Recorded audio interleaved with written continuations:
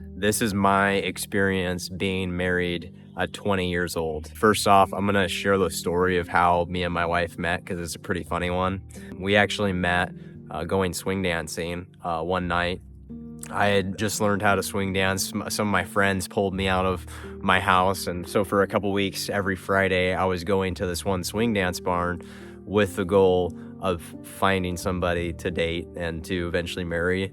And, I didn't really have much success, if you will, first few times that I went. I mean, it was fun. I had fun though. That was the main thing, was I had fun going out and just putting myself out there, because that was something I really struggled with. And I ended up this one Friday night, I showed up super late to this place. All my friends were already there. And my wife, Katie, actually almost didn't even go that night. Her mom actually had to convince her to go. She really didn't want to go, but she had some sort of gut feeling that was telling her, hey, you need to be there that night. And she actually called her mom. And usually when she calls her mom with stuff like that, she calls her so that she can give her some sort of excuse to get out of there and say, hey, I got to get home. My mom told me XYZ. But instead of her mom doing that, she actually challenged her and was like, hey, do you feel like you need to be there? Do you feel like you need to go? And my wife was like, yeah, but I don't know why. I don't understand.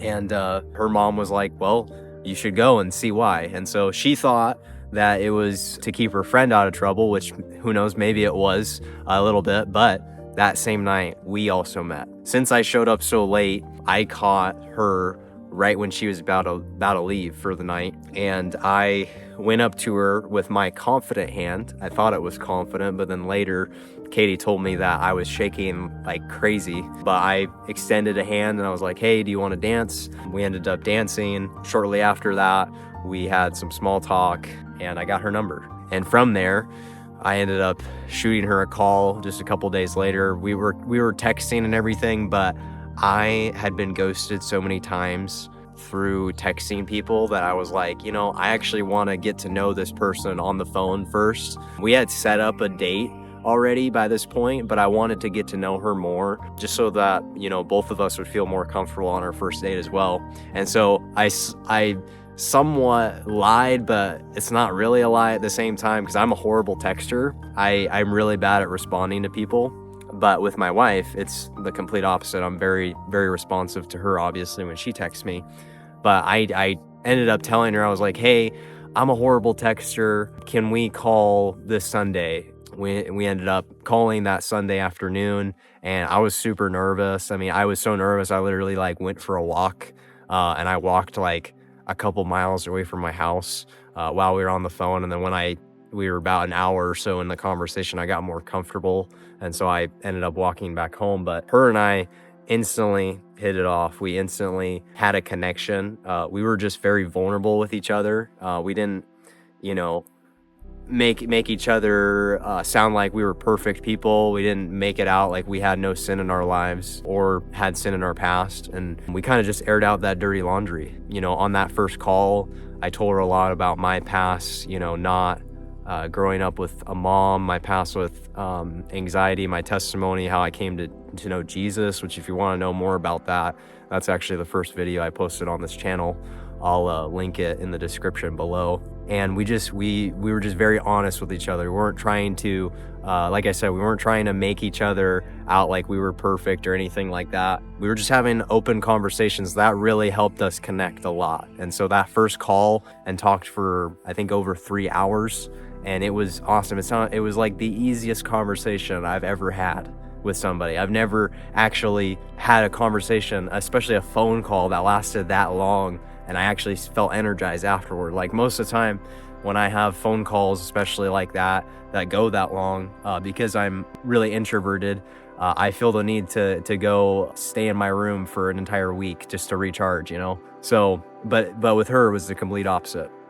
And so fast forward a couple days later, we go on our first date. Wasn't anything crazy. We didn't go have some fancy dinner somewhere. We just went for a walk. We went for this really nice walk over here in Idaho. That's where both of us are at. We walked, I think, over 4 miles. Our date lasted 6 hours. We walked for 4 miles, and then we sat on a bench for the rest of the time. and we just talked. And again, it was the same kind of thing like we did on our first phone call. We just aired out that dirty laundry. We didn't hide it from each other. We didn't do any of that. We just opened ourselves up, and we were super vulnerable with each other, and that helped us to connect really quickly early on in our relationship. Fast forward from there, we dated for a few months, and both of us made it very clear just within the first few dates and everything. Like, we made it very clear, like, hey, we're not messing around. Like, we're not going to be one of those couples that dates for 5 years before they get married. Even though we're young, even though technically we have a ton of time, we're both not that kind of person. We both want to pursue marriage. For both of us, it was a dream of ours to get married young and to find our person at a very young age. And it was something that we both were praying for very heavily throughout our teenage years and into adulthood. We went through a question while we were dating called 101 Questions to Ask Before You Get Engaged. And once again, that book, I suggest it to everybody. Any of my friends that go into relationships and they're pursuing marriage, I always tell them, like, hey, read this book, go through this book together. It's really good. And it encourages that sort of thing where you air out the dirty laundry. You get it out there. You say, hey, I had an addiction, that lasted this many years, or I had this sin in my life, or I had this really toxic relationship. You talk about all those things, and you let the other person know what they're getting into. After we went through that book, after we dated for just a few months, I was very confident in my heart and in my spirit that I could do life with her. And so within just 3 months of us dating, and I know some of you are going to watch this and think that's absolutely insane, and that's okay. Within 3 months of dating, I proposed to her actually here on this property. How I proposed to her was January 3rd was the day. Lock in, fellas. Get your dates set. Get your dates known in your head. It was after Christmas. And obviously, and I told her, like, hey, I booked this photography session, and I kind of staged it as like, hey, this is a Christmas gift, which it was, but I had other plans for it as well. She had suspicions that I was going to do it that day, but luckily her best friend told her and was like, hey, go into it, prepare like he is going to propose, but don't have the expectations set in your head just in case he doesn't and you're like super disappointed. And so we ended up doing it it was really snowy. There was a ton of snow on the ground. It was super foggy. I'll throw up some of the pictures on the screen right now. But the pictures turned out great. And about halfway through the photography session, the photographer that I hired did a phenomenal job setting up Katie like right in front of me. She said, hey, we're going to be doing this pose where Ian's going to pick you up from behind. I got down on one knee, and then the photographer, who I gave the thumbs up to, told Katie to turn around, and it was a complete surprise and shock to her. And it was awesome. I'm telling you guys, it's a once in a lifetime experience, and it is amazing. It was one of the most amazing and special moments of my life. So when we ended up, getting engaged, and our engagement lasted about 7 months. I'll have to do a separate video on just all the crap me and my wife Katie went through in that 7-month span, because man, going through the engagement process is a lot. It's really heavy. It weighs a lot on a lot of couples. It is a crazy process and a crazy thing to plan a wedding out, to get family in line and your friends in line and everything. There's a lot of different drama and a lot of things that happened. But anyway, we got married. We went to Hawaii for 10 days on our honeymoon. Now we've been married for close to 8 months now. And guys, I want to tell you, especially to the fellas out there, I've had a lot of friends, a lot of people message me and say, hey, they've asked me a ton of questions like, how did you know your wife was the one? How did you know, it was right for you to marry her? How did you know within 3 months that you should propose to her? All those kind of questions. Like, how can you have the confidence to get married at a young age and not have any fears behind it? I want to tell you, if you're on the fence about getting married young, if you're on the fence about proposing to your partner, man, do it. Don't be afraid of that commitment. I'm telling you. And, understand that it's okay to feel nervous about it. It's okay to feel a little bit of anxiety over it. It's a big commitment. It is like you're doing life with another human being. Don't let that fear control you. Don't let that fear control the love and the joy and the amazing gift of marriage. Don't let that fear stop that. You know, if you know in your heart and in your spirit that you can love this person for the rest of your life, what are you waiting for? You know, propose to them, do it, get married. And when I say, you know, you can love this person for the rest of your life, I'm not talking about the way the world talks about love. Okay, the world describes love as, you know, a feeling. Love is romance, love is passion, love is all those things. And, you know, love in some ways can look like that at times. But when I say love, I mean, you know, love really, when it comes down to it, love is a choice. And in order for you to really have the confidence, in my opinion, to, you know, marry the person that you want to marry, man, like you have to come to the conclusion as a man or as a woman, am I at the point right now where I can wake up next to this person for the rest of my life and choose to love them, choose to sacrifice for them, choose to outserve this person every single day for the rest of my life? Am I at that point? And if you are, again, what are you waiting for? If you are at that point where you're like, yes, I could do life with this person. Yes, I can wake up next to this person every day and choose to love them. I can forgive them. I can forgive their mistakes. I can forgive them when we have arguments and all those kinds of things. What are you waiting for? That's my encouragement to you. Do it. And for my single guys or ladies out there that clicked on this video, I also have something for you. If you have the goal or the vision at all, you know, whether it's the next 5, the next 10 years, within the next year even, to get married, I wrote this for you. These are 3 things that if I never would have done them, I would have never met my wife. Number 1, I would have never met my wife if I didn't become the person she would love to marry. Okay?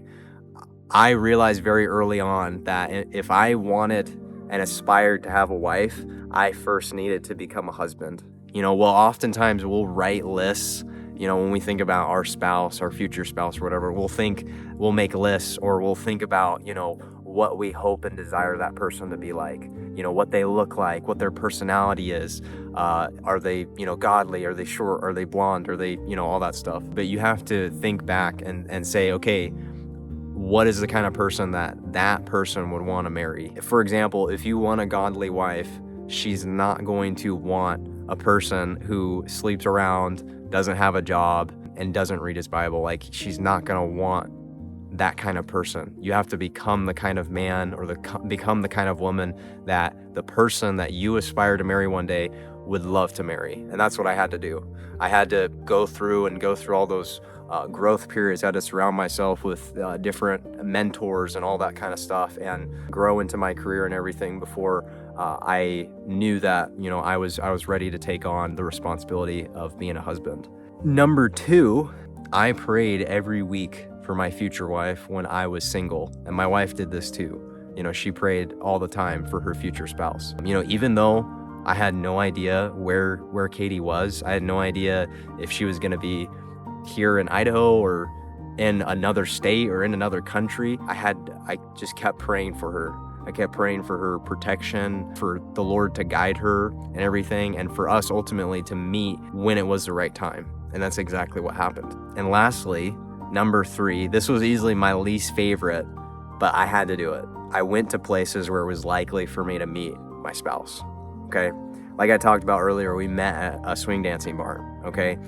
It's pretty much guaranteed if I didn't go to that swing dancing place that night, her and I would have never met. Her and I would have never crossed paths again. She lives 45 minutes away from that swing dancing barn, and that was pretty crazy during our dating and engagement days. We lived 45 minutes apart. We made it work though, but she lived that far away from the swing dancing place, and she was not planning on going back after that night that she had. So if I didn't go that night, I guarantee you, unless, you know, the Lord knows, the Lord has great plans, maybe there's a chance that we would have met in another way. But in my own human understanding, I don't think there was a way that we would have met if I didn't go that night. So believe me, I am not a fan of going to social events. I genuinely don't. I really don't like going to them.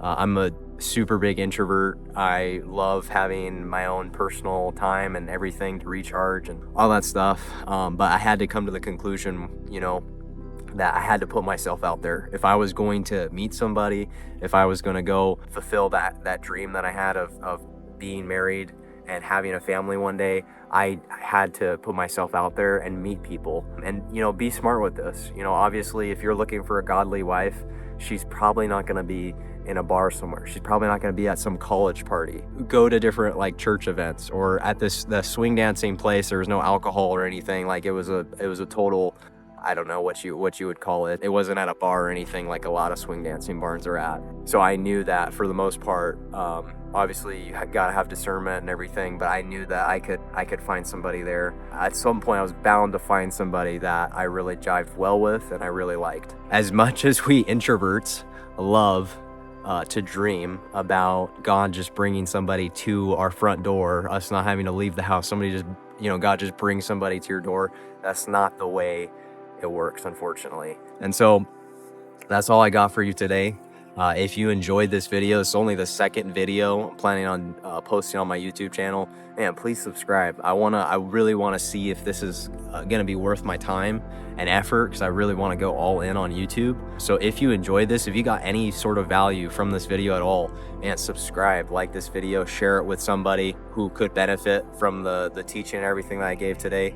And man, I will see you in the next video, and I really appreciate you spending your time hanging out with me today.